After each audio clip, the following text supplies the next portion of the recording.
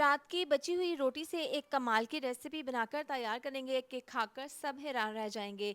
सबसे पहले उबले हुए आलू हैं, इनको कद्दूकश कर लेंगे। इसके बाद इसमें डाल देंगे हस्बे ज़रूरत नमक, पिसी हुई लाल मिर्च, हल्दी पाउडर, ज़ीरा पाउडर।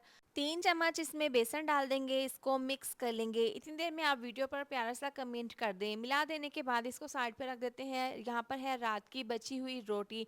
इसमें चिली गार्लिक टमाटो केचप 3 चम्मच डाल देंगे। पूरी रोटी पर लगाने के बाद जो आलू वाला मिक्सचर है वो इस तरह से रोटी की एक साइड पर आलू वाला मिक्सचर लगा देना है। पैन में डाल देंगे 2 चम्मच ऑयल, बुरश की मदद से ऑयल लगा देंगे। आलू वाली साइड इस तरह से पैन में डाल देंगे, एक साइड से इसको पका लेना है। अब अंडा इसके ऊपर इस तरह से डाल देंगे और बुरश की मदद से पूरी रोटी के ऊपर अंडा लगा देंगे। इसके ऊपर बारीक कटा हुआ हरा धनिया और चिली फ्लेक्स डाल देंगे। इसको कवर करके स्लो आंच पर 3 से 4 मिनट के लिए पका लेंगे ताकि अंडा अच्छे से पक जाए।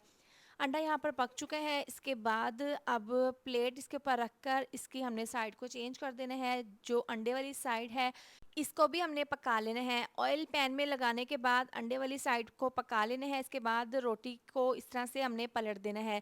लेफ़्ट ओवर बहुत ही मज़ेदार सी हमारी ये रात की बची हुई रोटी से मज़ेदार रेसिपी बनकर तैयार है। इसके स्लाइस काट लेंगे। एक बार आपने इस रेसिपी को बना लिया ना तो आपके घर वाले हर रोज़ आपसे फरमाइश करके ये रेसिपी बनवाया करेंगे।